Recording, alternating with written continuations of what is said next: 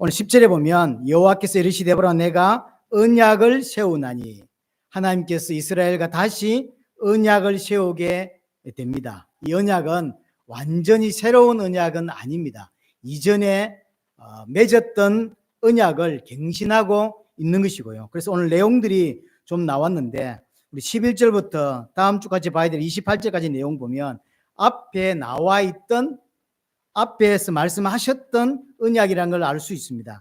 14절부터 17절까지는 십계명에 나오는 이야기들이고요. 18절부터 20절까지는 유월절에 관한 이야기들이고요.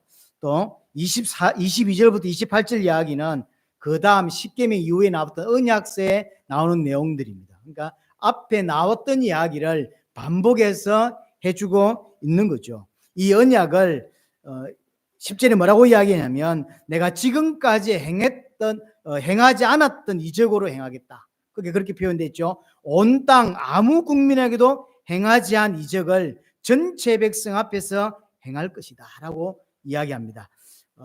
지금까지 행하지 않았던 이적으로 행했다는 이야기는 하나님께서 이스라엘을 구원하실 때 행하셨던 구원 사역을 보고 하는 거예요.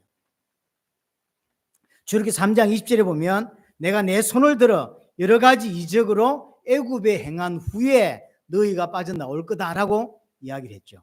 이적을 행한다는 이야기는 단순히 기적을 행했다는 이야기가 아니라 하나님께서 이스라엘을 구원하실 때 행하셨던 구원 사역을 너희에게 행하겠다라고 하는 그 언약을 확실하게 너희가 맺는다. 반드시 너희에게 허락한 그 언약은 내가 지킨다라고 하는 이야기인 거죠.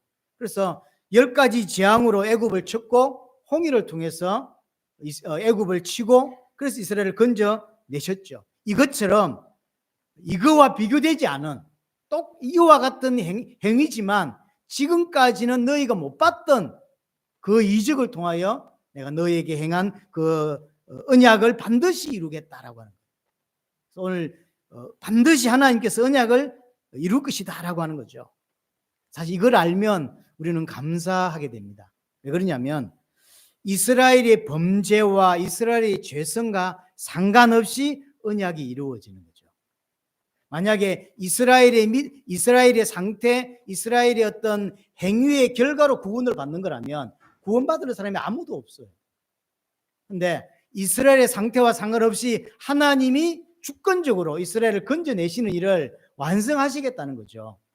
우리의 실력과 우리의 믿음으로 구원을 받는다면 구원받을 사람이 없어요. 그렇죠.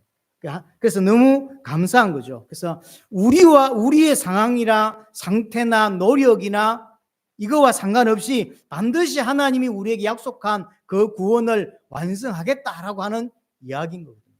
너무 감사하죠. 쉽게 말하면 우리의 연약함이나 우리의 죄성이 하나님의 뜻을 막지 못한다는 거죠. 하나님 우리를 예수 그리스도의 피로 구원하시고 그 구원을 완성해 가기 위해서 이 땅에서 강약길을 걸어가게 하십니다. 반드시 그걸 이루겠다는 거죠. 새하늘과 새 땅에 들어갈 수밖에 없는 자로 하나님 보실 때 거룩한 자로 하나님 보실 때 기뻐할 수 있는 자로 반드시 만들어 간다는 거죠.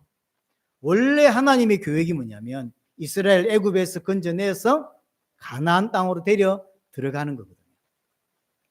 근데 그것을 반드시 이루겠다. 가나안 땅은 반드시 들어가게 된다는 거죠. 그것을 전제해 놓고 오늘 주시는 말씀이에요. 그래서 가나안 땅은 반드시 들어갈 건데 그럼 어떻게 해야 되냐는 거거든요. 가나안 땅 들어가는 것은 확정이 되었어요. 하나님의 완벽한 계획 속에 들어갔어요. 그래서 이스라엘은 무조건 가나안 들어갑니다. 문제는 들어갔을 때 들어가기 전에 벌써 어떻게 해야 될지 준비를 해야 되는 거예요.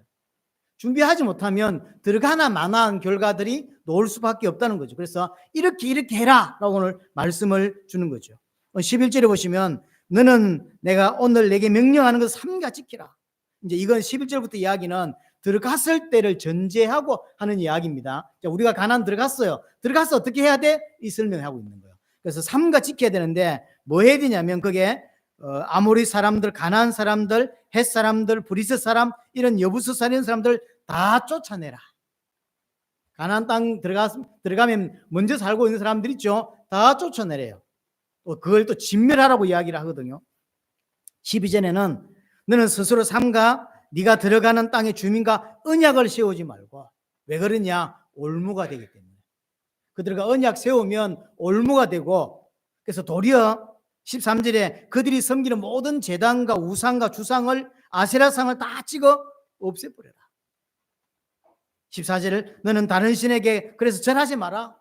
뭐만 해야 된다? 하나님만 섬겨야 된다. 하나님만 주인으로 섬겨야 된다.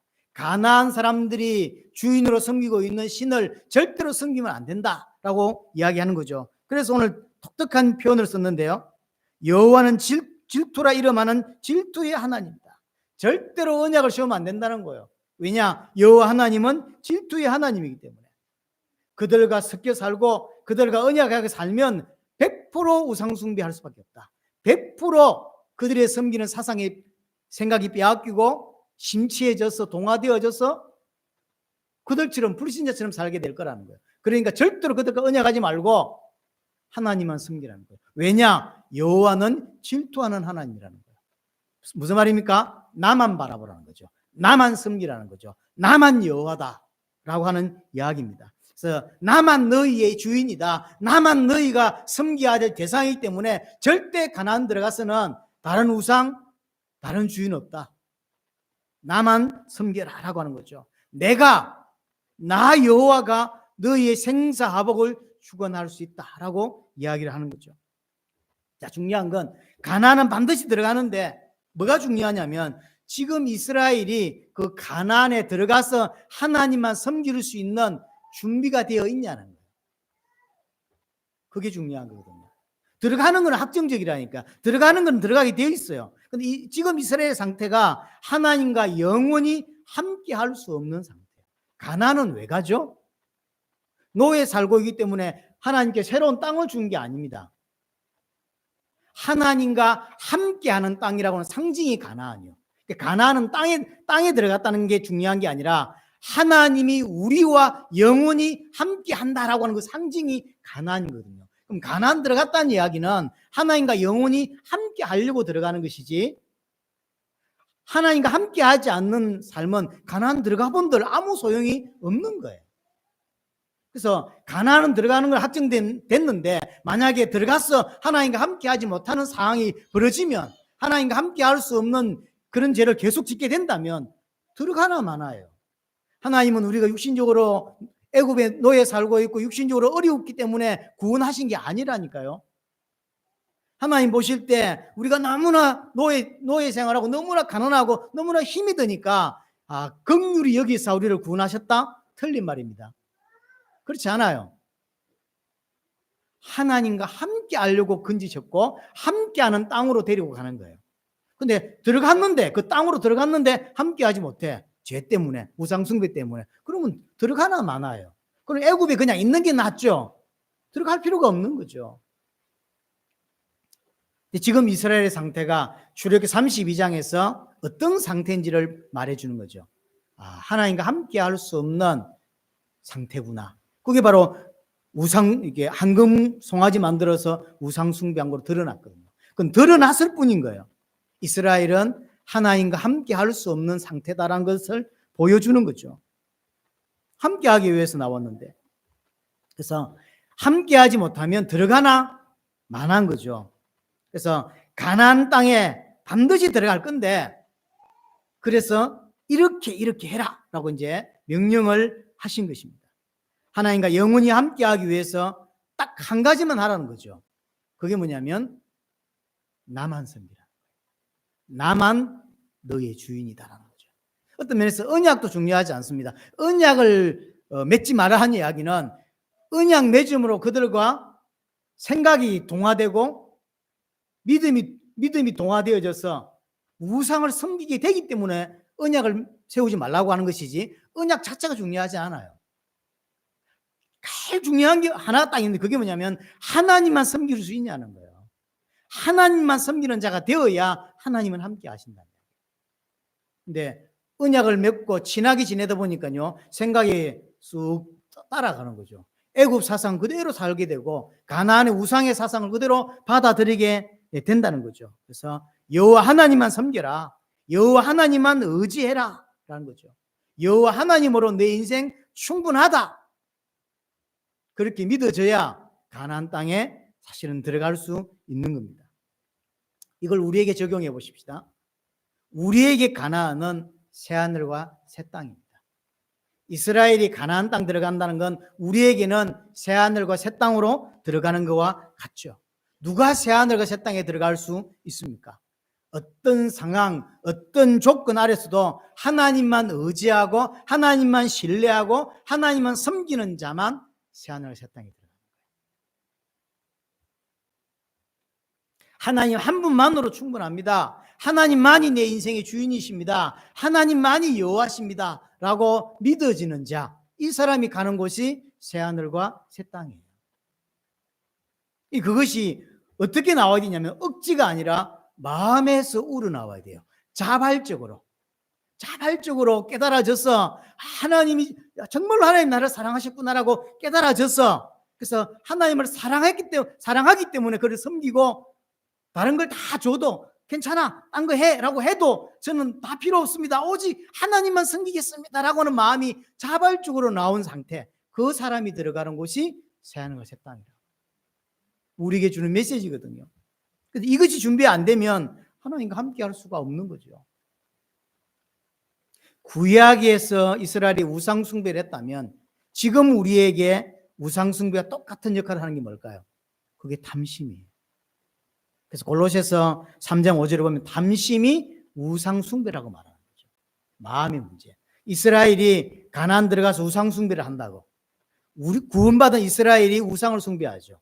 그럼 구원받은 우리 또한 이 땅에서 우상 숭배와 똑같은 하는 게 뭐냐면 탐심이에요. 그래서 지난주도 말씀드렸지만 하나님과 재물을 겸하여 섬길 수 없는 거예요. 하나님과 돈을 겸하여 섬길 수 없어요. 지금 우리에게 구약의 이스라엘이 우상 숭배했던 거 똑같은 게 뭐냐면 돈이고 세상을 의지하는 거예요. 우리는 지금 우상을 갖다 놓고 여러분 집에 뭔가를 갖다 놓고 절하고 그렇게 하지 않죠. 똑같이 이스라엘과 똑같이 하는 게 뭐냐면, 우상 숭배하는 게 뭐냐면 돈 의지하는 거죠. 하나님 의지하지 않고 만몬 의지하고 세상 의지하는 거, 사람 의지하는 거. 이스라엘은 분명히 구원을 받았고 모세를 통하여, 그리스도를 예표할 만한 인물 모세를 통하여 이스라엘을 데려가고 있어요. 그리고 가나안까지 갈 겁니다. 이게 우리의 모습이거든요. 우리 또한 예수 그리스도의 보혈로 구원받아서 강약길을 걸어가면서 모세보다 완전한 예수 그리스도의 인도를 받으며 강약길을 걸어가고 있고 새하늘과 새 땅에 가고 있습니다. 근데 여전히 지금 뭘 갖고 있냐면 이스라엘이 우상 숭배했듯이 우리 또한 여전히 다른 걸 자꾸 더 의지하려고 하는 게 있는 거예요. 하나님 알겠는데 다른 거 더 의지하려고 하는 거예요. 이게 우리의 모습이죠. 이걸 뽑아내야 돼요. 새하늘과 새 땅은 하나님으로 만족한 사람이 들어가는 곳이고, 새하늘과 새 땅은 하나님으로 충분하다라고 믿는 사람이 가는 곳이고 사는 곳입니다. 그 사람은 갈 수 있어요. 그래서 하나님은 우리를 그렇게 될 수 있도록 이 땅에서 강약길에서 우리를 지금 인도해 가고 있고 만들어 가고 있다는 사실. 그게 우리의 삶이에요. 여러분들 볼 때는 20살 때 어떻게 하고 30살 때 어떻게 하고 40살 때 이렇게 쭉 인생을 살아오셨겠지만 결과적으로 전체를 통해서 하나님은 뭐 하려고 하시냐면 새하늘과 새 땅에 들어갈 수 있는 자로, 하나님만 섬길 수 있는 자로 만들어 가고 있는 거죠. 우리는 결론을 아니까요. 여호수아서를 보시면 이스라엘이 가나안 땅에 들어가죠. 드디어 정복하게 되어집니다. 제대로 정복했냐? 아니요. 어떤 들어갔다가 쫓겨나고요. 어떨 때는 고립돼 가지고, 왜냐하면 강한 민족이 귀를 다 막아서 가지고 들어가서 노지도 못해 가지고 고립되어 살기도 하고요. 결국 우상숭배에 동화되어져서 엉망이 돼요. 가나안 정복의 마무리가 언제냐면 다윗 왕 때거든요. 그래서 여호수아를 중심으로 정복이 시작됐지만 정복 전쟁의 마지막이 어디냐면 다윗이에요. 그래서 다윗 시대에 있었던 그 경계가 하나님이 가나안 주겠다고 했던 그 경계거든요. 출애굽기에 나와 있는 경계를 초반에 제가 한번 설명드린 적이 있습니다. 그 설명과 나중에 그 다윗 왕이 왕 되고 나서 경계를 딱 정하잖아요. 그 경계가 똑같아요. 그래서 다윗 왕 때가 정복 전쟁의 마무리가 되는 거거든. 그러니까 여호수아 때부터 모세 죽고 여호수아 때부터 다윗 왕 때까지가 이 정복 전쟁. 하루 이틀 걸린 게 아니에요. 초반에 정복 전쟁 시작하고 사실은 거의 실패했어요. 이제 들어가서 얼마 뒤 여호수아 죽고 4세대 오고 엉망이 되죠. 그리고는 다윗 왕이 오면서 태어나고 왕이 되면서 정복 전쟁이 마무리가 되어지는 거거든요. 그럼 왜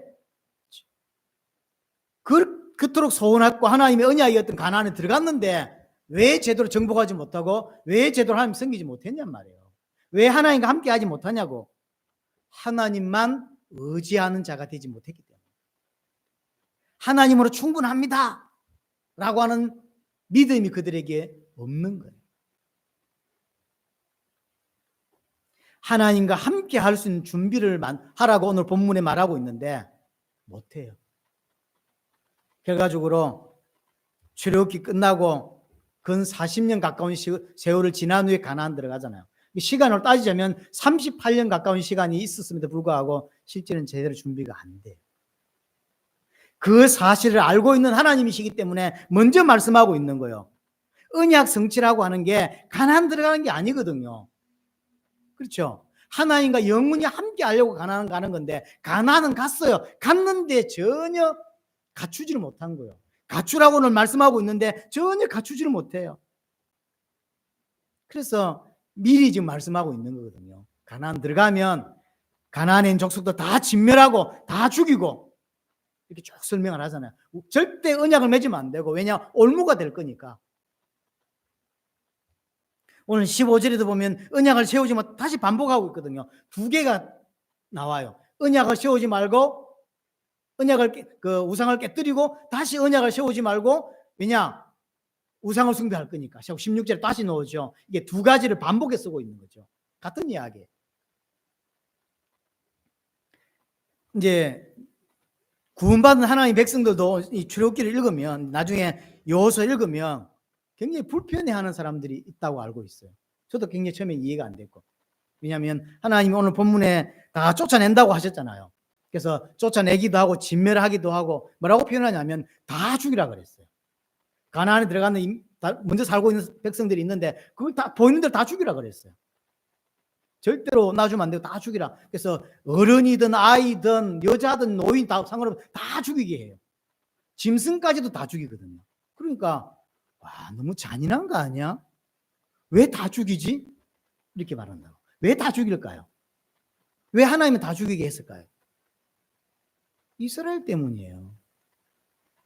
이스라엘이 가나안에 들어가면 그들과 언약을 맺거나 그들과 교류하고 살면서 100% 만다 우상 숭배할 수밖에 없는 거예요. 이스라엘의 죄성 때문에 가나안 백성이 죽는 거라니까요. 만약 이스라엘 백성 믿음의 준비가 돼서 그 가나안 족속 안으로 집어넣어도 절대로 믿음을 놓치지 않고 하나님만 섬기는 사람이 된다면 안 죽입니다. 죽일 필요가 없는 거죠. 죽일 필요가 없어요. 없는데도 불구하고 쉽게 말하면 하나님이 처음 시작할 때 싹 쓸어버리고 하나님 아는 자만 가나안 땅에 살도록 만들어서 하나님만 섬기도록 만드는 거예요. 그런데 그게 안 돼요. 하나님만 못 섬기는 거예요. 그래서 가나안에 있는 사람을 죽인다니까. 우리 때문에 불신자가 고통당하는 거고 우리 때문에 불신자들이 죽는 거예요. 하나님은 불신자에 관심 있는 게 아닙니다. 우리한테 관심했다고. 그래서 가나안족을 다 쓸어버리는 이유는 그 땅에서 또 우상 숭배할까 싶어서 하나님 안 믿을까 싶어서 그 죽이라고 하는 거예요. 가나안 땅을 백성을 다 죽이는 이유는 이스라엘 백성들 때문이고 이스라엘 백성의 죄 때문이에요. 이 비슷한 장면이 출애굽 과정에서도 있었거든요. 출애굽이라고 하는 게 이스라엘 백성이 애굽에서 건져내서 구원하는 게 출애굽이라고. 그런데 출애굽한 가정 속에 큰 사건 두 개가 뭐냐면 10가지 재앙으로 애굽을 쑥대밭을 만들었죠. 완전히 초토화시켰습니다. 나일강을 전부 피로 만들고요. 난리도 아니었죠. 그러면서 장정들이 따라올 때 홍해에서 싹 다 죽여버렸거든요. 그럴 필요가 있나요? 이스라엘만 빠져나오면 되잖아요. 그런데 굳이 애굽을 초토화시키고 물론 중요한 역할 하나가 나중에 보면 그 소문이 전 세계로 퍼졌다 그랬거든요. 그래서 하나님의 역사를 모든 사람이 알게 하기 위한 것도 있습니다. 또 하나가 이것 때문인데요. 홍해를 통해서 애굽의 장정을 다 몰살시키고 10가지 재앙을 통해서 애굽을 초토화시키고 쑥대밭을 만든 놓은 이유가 뭐냐면 그나마 그렇게 보여줘야 이스라엘이 하나님의 역사라고 그나마 인정하기 때문에. 그렇게도 안 해주면 하나님의 역사를 모르는 거예요. 그나마 그 정도 해주니까 겨우 여호와 하나님 부르고 여호와 하나님 믿으려고 하는 거예요. 그래서 애굽이 초토화되는 일이나 가나안이 초토화시키라고 하는 다 너무 얼마나 잔인합니까? 어린애까지 다 죽이래요. 어린애, 어른, 노인, 여자 할 것 없이 다 죽이고 짐승도 다 죽여버리래요. 구원을 이해 못하면 이런 장면을 이해 못하는 거예요. 이해 어떻게 합니까? 하나님은 이스라엘이 정말로 하나님만 믿도록 하나님만 의지하는 자로 만들어 가려고 하는 건데 지금 이스라엘의 상태는 그런 상태가 아닌 거예요. 그렇죠? 지금 상태로 이스라엘이 가나안 들어가면 어떻게 행동할지 뻔하죠. 기다렸다는 듯이 바로 우상숭배해버립니다. 바로 믿음이 동화돼버려요. 그게 지금 이스라엘의 모습입니다. 자, 그러면 사사기 가서 여러분들 성경 읽어보시면 아시겠지만 사사기 가서 이스라엘이 어떻게 했는지를 기록하고 있거든요. 이스라엘이 사사기에서 하나님 주신 말씀을 어떻게 했냐? 하나도 안 지켜요. 자, 사사기 1장 한번 가볼까요? 사사기 1장에 보시면 1장 19절을 보세요. 사사기 1장 19절 여호와께서 유다와 함께 계셨으므로 그가 산지 주민을 쫓아내었으나 골짜기의 주민들은 철병거가 있었으므로 그들을 쫓아내지 못하였다. 그래서 어떤 사람은 쫓아내고 어떤 사람은 못 쫓아냈어요. 왜 못 쫓아내냐면 철병거가 있어서 힘이 약해가지고 못 쫓아냈다는 거예요. 그래서 쫓아내지 못한 명단들이 27절부터 나오죠. 므낫세가 쭉 설명하죠. 이 이름들이 전부 쫓아내지 못한 이름들이에요. 자, 그러면 힘이 없어서 못 쫓아냈는데 힘이 왕성해지고 강성해지면 쫓아냈냐? 1장 28절 보세요. 이스라엘이 강성한 후에야 가나안 족속의 노역을 시켰고 다 쫓아내지 아니하였다. 힘이 강성해지니까 어때요? 다 쫓아내요? 안 쫓아냅니다. 왜 안 쫓아내죠? 생각이 바뀌었어요. 노역을 시켜 종으로 삼는 거죠. 다 죽이면 뭐해? 노예로 삼고 짐승 죽이면 어떡해? 좋은 짐승 하나님께 드리고 말은 좋죠. 좋은 짐승 너무 아깝거든. 싹 죽이려 사람도 다 죽이고 쫓아내고 짐승도 다 몰살시키라 그랬거든. 그러니까 처음에는 힘이 없어서 못 쫓아내. 어떤 족속은 약간 쫓아냈는데 강성한 민족이 등장하니까 못 쫓아내겠어요. 철병거 때문에 못 쫓아낸 거예요.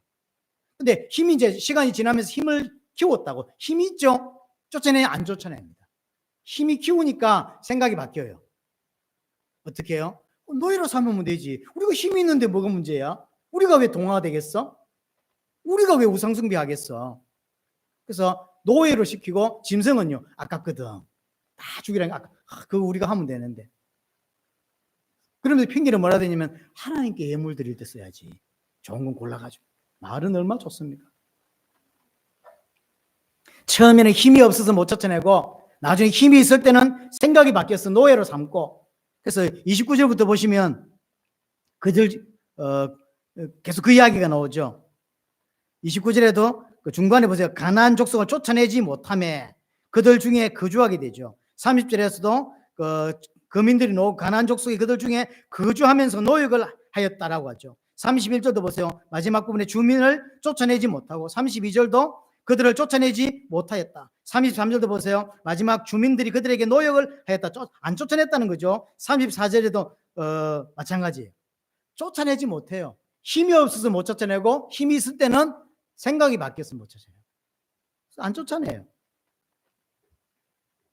34절부터 보시면 아모리 족속이 단 자손을 산지로 몰아넣고 아마 아모리 족속이 상당히 강했던 것 같아요. 계속 성경에 등장하는데 아모리 족속은 힘이 강했던 거죠. 그래서 단 자손을 단 지파를 산지로 몰아넣고 골짜기에서 내려오기를 용납지 아니했대. 힘이 없어가지고 골짜기에 갇혔는데 계속 사는 거예요.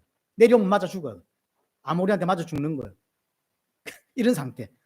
그 이해됐습니다. 35절 결심하고 헤레스산과 아얄론과 사흘뱀에 거주하였더니 요셉의 가문이 힘이 강성함이 힘이 세졌죠. 아모리 족속이 마침내는 노역을 하였으며, 그럼 힘이 세졌으니까 아모리 족속을 죽였냐? 못 죽입니다. 안 죽입니다. 정확히 말하면 안 죽이죠. 왜냐하면 노역시켜요. 노역을 시키죠. 하나님의 목적은 가나안 족속을 멸절시키는 게 아니라니까요. 뭐죠? 하나님만 의지하는 자로 만들려고 하는 거예요. 근데 하나님만 의지하는 자로 만들어야 되는데 지금 이스라엘의 영적인 상태가 너무나 연약해요.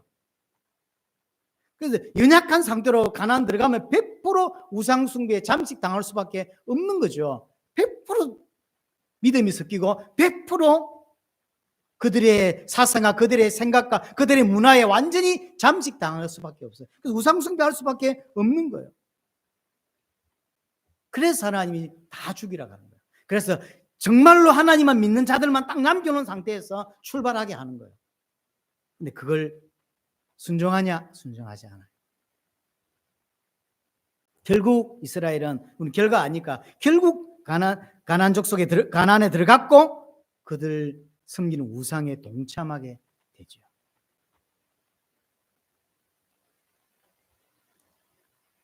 중요한 건 뭐냐면 우상 숭배를 하기 전에 우상 숭배할 수밖에 없는 생각을 가지고 있다는 거예요. 이게 문제입니다. 그래서 겉으로 출애굽기 32장에서 황금 송아지 만들어 놓고 우상 숭배했는데, 우상 숭배 자체도 문제지만 우상 숭배를 할 수밖에 없는 상황을 가지고 있다는 거예요. 마음의 상태, 믿음의 상태가 그 정도밖에 안 되는 거죠. 그래서 하나님의 말씀보다 자기 생각이 더 옳다고 믿는 거예요. 그게 문제입니다. 왜? 하나님 다 죽이라 그랬는데 처음에는 힘이 없거든. 힘이 없으니까 하나님 어쩔 수가 없지 않습니까? 라고 하는, 그럼 힘이 없으면, 이스라엘이 힘이 없으면 가나안 족속 못 죽이나요? 하나님은? 아니요. 믿음으로 도전했으면 다 죽였을 거예요. 왜냐하면 하나님은 그렇게 하시겠다고 했기 때문에. 근데 상황과 조건 상황에서 우리가 너무 힘이 약해, 가만 맞춰 죽어. 그래서 안 가요. 그래서 못 쫓아내고, 힘이 생겼을 때는 자기의 생각대로, 옳은 대로, 그 짐승 다 죽이면 안 되지, 우리 재산으로 삼으려고 하고. 하나님만 섬기는 삶을 풍요라고 그들은 생각지 않아요. 하나님이 다 죽이라고 하는 그것이 내게 와야 풍요라고 생각하는 거예요. 여기에서 큰 차이가 벌어집니다. 하나님은 우리에게 요구하는 믿음은 뭐냐면 하나님으로 충분하다, 그게 풍요예요. 근데 이스라엘은 그렇게 생각하지 않습니다. 하나님이 다 죽이라고 하는 그 사람들을 노예로 삼고 다 죽이라는 그 재물을 내 것으로 삼았을 때 그게 풍요지, 그렇게 생각하죠. 여기서 하나님과 생각이 차이가 나는 거예요. 그래서 그들은 가나안, 결국 하나님의 뜻대로 들어갔지만 우상 숭배하는 자가 될 수밖에 없었던 거죠. 안타깝죠. 자, 오늘 우리에게 이 말씀을 가지고 오늘 우리에게 중요한 답들을 좀 얻어야 합니다. 지금 하나님이 이스라엘과 언약을 경신하고 있습니다. 우리에게도 동일한 거죠. 예수 그리스도를 통해서 우리와 언약을 맺고 있는 것이고, 이 언약은 영원한 언약이라고 했습니다. 그렇죠? 영원한 언약이에요. 왜냐? 예수 그리스도가 영원하시기 때문에. 자, 이스라엘이 들어가는 가나안은 우리에게 새 하늘과 새 땅입니다. 우리는 새 하늘과 새 땅으로 반드시 들어가게 됩니다. 그 새 하늘과 새 땅에서 하나님과 영원히 함께하게 되는 거죠. 자, 이 새 하늘과 새 땅 누가 들어갑니까? 하나님만 의지하는 자가 들어갑니다.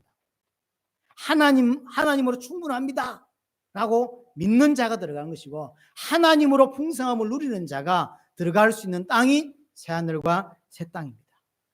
근데 이게 안 된단 말이에요. 분명히 예수 그리스도의 보혈을 믿음으로 구원받고 교회 다니지만 여전히 그 상태가 아닌 거예요. 왜 안 될까요? 생각을 해야 돼요. 왜 안 될까요? 힘이 없을 때는 힘이 없어서 안 된다고 생각하고, 힘이 있을 때는 또 다른 이유 때문에 안 된다고 생각해요. 그렇죠? 이게 우리의 믿음 상태예요. 우리가 볼 때는 안 되는 것도 하나님의 언약이면 믿음으로 받아들이고 도전해야 돼요.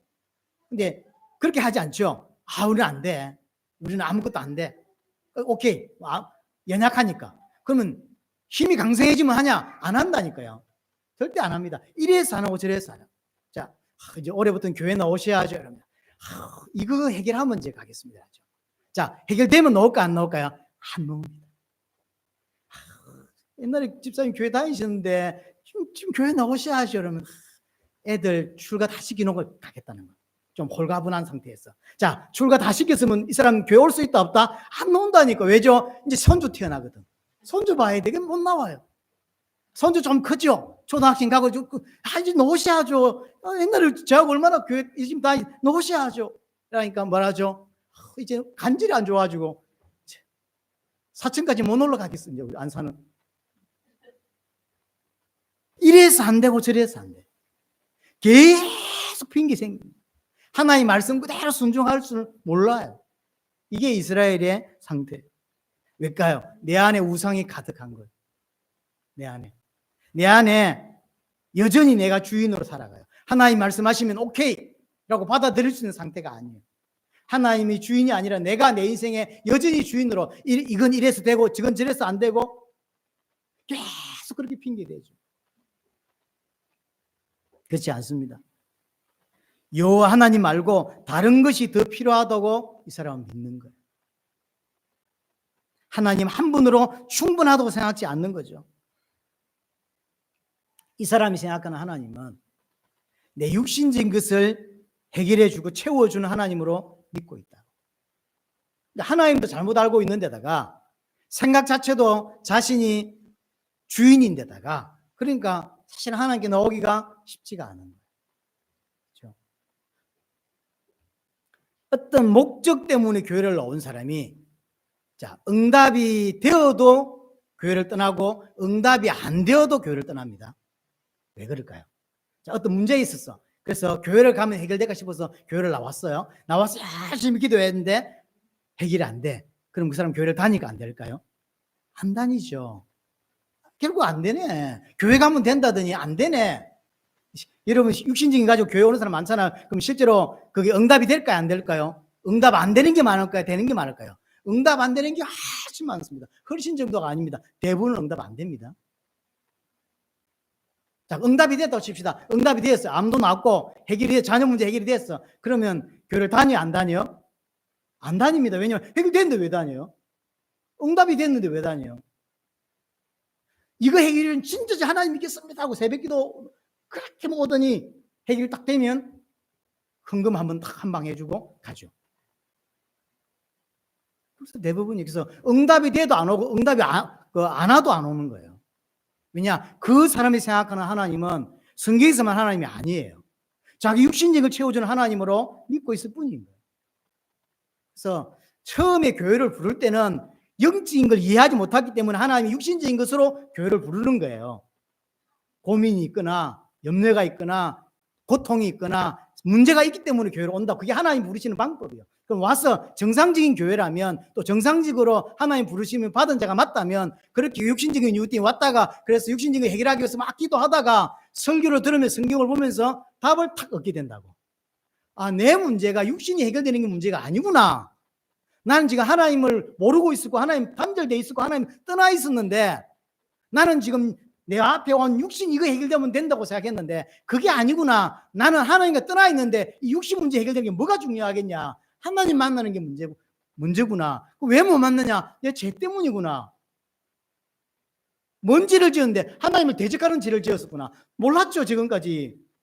그래서 예수 그리스도의 보혈을 믿고 그 십자가 부활을 믿음으로 말미암아 죄가 해결되고 하나님 만나고 하나님 만나니까 바뀌어버린 거죠. 이 문제는 있어도 되고 없어도 되는 문제가 돼버렸죠. 있어도 되고 없어도 돼요.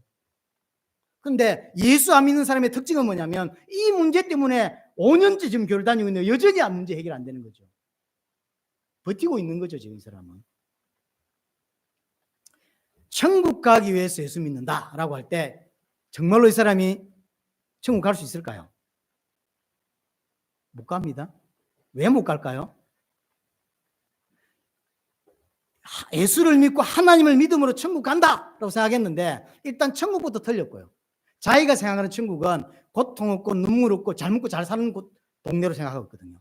성경은 한 번도 물론 계시록의 마지막 부분은 그곳에 눈물도 없고 고통이 없다고 말했어요. 하지만 이 사람이 생각하는 천국은 이 땅에 얼마나 힘이 듭니까? 그러니까 잘 먹고 잘 살 수 있는 곳에 가기 위해서 예수라고 하는 신을 믿었을 뿐이에요. 그럼 일단 천국도 틀렸고요. 이가 생각하는 신은 그냥 나를 천국으로 데려다 주는 정도로 알고 있다고. 그럼 여전히 내가 주인이죠. 내가 주인인데 그거 못 받죠. 이 천국 가기 위해서 예수 믿는다는 이야기는 틀린 말이에요, 사실은. 그래서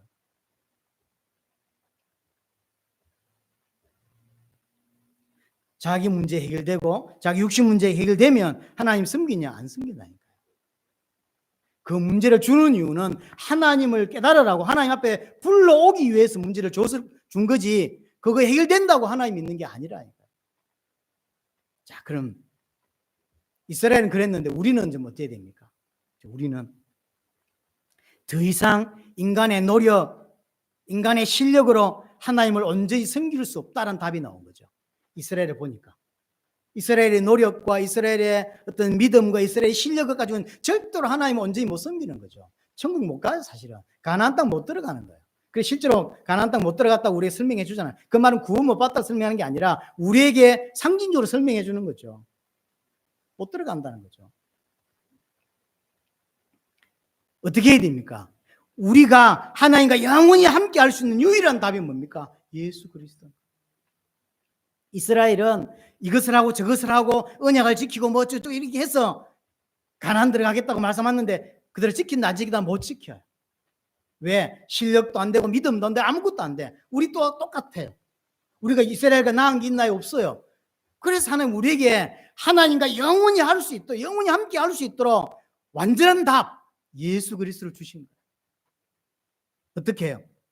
구약은 가나안 족속을 다 진멸해서 이스라엘만 살게 해서 하나님을 섬기게 만들었다고. 근데 그게 안 됐죠. 그래서 전멸할 수 있는 그들을 이길 수 있는 힘도 줬고 하나님 그렇게 하셨어요. 근데 순종해야 안 해요? 순종 못 해요. 사실은 우리도 똑같은 거죠. 그래서 우리는 지금 신약에서는 어떻게 하냐면 가나안 족속을 다 죽이라고 하는 게 아니라 가나안 대신 예수 그리스도를 죽였어요.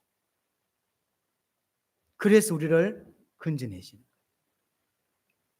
가나안 족속을 죽인 이유는 그들이 믿기 때문이 아닙니다. 이스라엘로 하여금 하나님만 섬기게 하려고 하는 거죠. 예수 그리스도를 죽여서 죄를 해결하고 하나님의 사랑을 깨닫게 해서 하나님만 섬기는 자로 만들어가는 거예요. 지금은 가나안 족속 안 죽입니다. 그래 본들 소용이 없다는 걸 하나님이 아시기 때문에. 그렇죠. 애들 다 죽였어도 아마 안 됐을 가능성이 큽니다. 그래서 그렇게 하지 않고요. 예수 그리스도를 우리에게 보내셔서 가나안 대신 예수 그리스도를 죽이고 그래서 죄를 해결하고 하나님 자녀로 삼으셔서 그래서 그걸 깨닫게 하시는 거예요. 하나님 나를 얼마나 사랑하셨다는 걸 깨닫게 해서 스스로 마음에 우러나와서 하나님을 섬기는 자로 만들어 가시는 거예요. 또 하나 그렇게 예수 그리스도의 죽음을 통하여 하나님의 사랑을 깨닫는 우리에게 성령을 우리에게 보내주셔서 성령의 감동으로 성령의 감화를 통해서 하나님의 사랑을 계속 깨닫게 해주시죠. 그래서 예수 그리스도의 십자가 부활 한 사건이 하나님을 오직 하나님을 섬기게 만들지만 그것으로 끝이 아니라 성령을 우리에게 보내주셔서 우리 안에 성령을 통해서 계속해서 감화 감동을 주세요. 여러 가지 사건과 설교와 예배와 이런 걸 계속 허락하셔서 우리 속에 감화 감동을 주셔서 하나님을 섬길 수 있는 자로 만들어가는 완벽하죠. 그래서 성령은 계속 하나님의 사랑을 깨닫게 가세요. 성령은 우리로 하여금 예수 그리스도와 계속 연합하게 하고 예수 그리스도의 진액을 빨아당겨서 우리의 것으로 예수 그리스도의 그 인품과 성품과 모든 것들이 우리의 것이 되도록 성령께서 만들어주세요. 그래서 우리는 할 수 없는데 마치 이스라엘처럼 우리는 할 수 없어요. 우리의 실력, 우리의 믿음의 능력 가지고는 절대 안 돼. 그래서 예수 그리스도를 해결하시고 끝이 아닙니다. 성령을 보내서 성령을 통해서 계속 감동시키고 감화시켜서 움직이 가시는 거예요. 그래서 우리 마음에 깨닫게 해주시는 거죠. 이게 하나님의 사랑이구나. 그래서 예수 그리스도와 연합된 우리의 모습은 죽음이라는 것으로 드러나는 거예요. 갈라디아 2장 20절. 나는 예수 그리스도 안에 죽었다. 죽었다는 이야기는 뭡니까? 내 안에 하나님이 주인 되어 살아간다는 거죠. 그렇게 만들어 가시는 거죠. 여러분 알다시피 가나안 땅 정복은 다윗 때 마무리됐다고 했죠. 다윗 때 마무리되고 가나안 땅에서 하나님이 우리와 영원히 함께 하신다, 우리와 영원히 함께 거하신다라고는 상징으로 세운 게 뭐죠? 성전이죠. 세 가지 성전을 세웠죠. 근데 하나님이 그 세 가지 성전을 싹 없애버리죠. 솔로몬 성전, 스룹바벨 성전, 헤롯 성전 그 성전이 상징하는 게 뭐냐면 하나님이 우리와 영원히 함께 한다는 거예요. 근데 하나님이 싹 쓸어버리고 그 성전으로 내가 너와 함께 하는 게 아니다. 보이시죠? 그 성전 필요했는데 이제 필요하지 않다. 참 성전이 오셨죠. 그분이 예수 그리스도. 참 성전. 그래서 예루살렘 성전이다, 헤롯 성전이다, 스룹바벨 성전이 하나님을 만나게 하고 하나님과 영원히 함께 하는 게 아니라는 거죠. 예수 그리스도가 우리를 하나님 만나게 하고 영원히 하나님과 함께 하도록 만들어주는 겁니다. 그래서 예수 그리스도가 참 성전이에요. 인간은 아무리 해도 안 돼요. 참 성전 예수 그리스도 우리 안에 오셔서 그것으로 말미암아 하나님을 만나고 하나님과 영원히 함께 할 수 있게 만드는 것이죠. 그래서 더 이상 인간의 노력, 인간의 실력, 인간의 어떤 믿음의 상태로는 절대로 하나님을 온전히 섬길 수가 없어요. 우리 구약의 이스라엘 봤잖아요. 절대 못 섬깁니다. 그래서 하나님이 예수 그리스도를 보내셔서 완벽하게 십자가와 부활로 해결하시고 성령의 은혜를 계속 부어주셔서 감동시켜 주셔서 하나님을 온전히 우러나와서 마음에 우러나와 섬길 수 있도록 만들어주시고, 세 번째 성전을 통해서 참 성전이 바로 예수 그리스도라는 사실을 보여주는 것이죠. 또 하나, 참 성전이신 그분이 우리 안에 성령을 보내주심으로 우리가 성전이 되도록 만들어주시죠. 그래서 영원히 우리와 함께 할 수 있도록 성전 삼아주신다. 그렇게 끌어가시는 거죠. 굳이 말하자면 제가 네 가지로 설명을 드렸는데 구약에는 안 되는 거예요. 그래서 완벽하게 예수 그리스도를 보내시고 성령으로 은혜를 베풀어 주셔서 그래서 그렇게 만들어가고 있다라고 하는 것이죠. 정리하자면 하나님이 우리와 영원히 함께 할 수 있는 조건은 하나입니다. 하나님만 섬기는 자가 되는 거예요. 하나님만 섬겨야, 하나님만 의지해야, 하나님만 충분하다라고 믿음이 생겨야 그 사람과 하나님이 영원히 함께한다. 그래서 우리에게 가정이 필요한 거죠. 그래서 강약길을 걸어가고 있는 겁니다. 하지만 이것은 인간의 노력과 실력으로는 안 된단 말이에요. 예수 그리스도만 가능하다.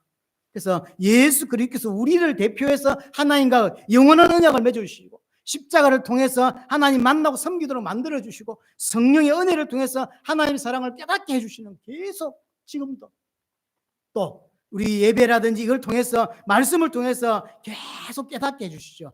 하나님만 섬길 수 있는 자로 만들어 가주시는, 우리는 안 돼요. 우리의 실력, 우리의 어떤 노력으로는 절대로 그렇게 안 가지는 거예요. 하나님은 온전히 섬길 수 있게 못하는 거예요. 그게 우리입니다. 그게 우리예요. 하지만 하나님께서 완벽한 방법으로 예수 그리스도를 보내시고 성령의 은혜로 말씀의 역사를 통하여 우리를 지속적으로 깨닫게 하시고 감동시켜 주셔서 하나님을 사랑하게 만들고 하나님을 의지하도록 만들어가고 계신 거죠.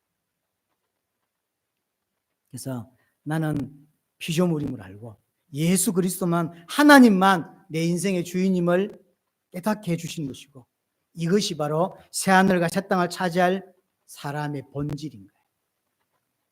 여러분, 이 땅에서 강약길을 걸어가고 있는 것이고, 그 강약길 속에서 구약과 다른 게 뭐냐면, 구약은 이스라엘의 연약들이 드러났죠. 하지만 지금은 우리에게 예수 그리스도를 보내시고 성령을 우리에게 부어주시고 말씀을 주시고 예배를 허락해 주셔서, 특별히 말씀이라고 하는 어마어마한 힘을 주셔서 완벽하게 하나님을 섬길 수 있는 자로 지금 만들어가고 있다는 사실이죠.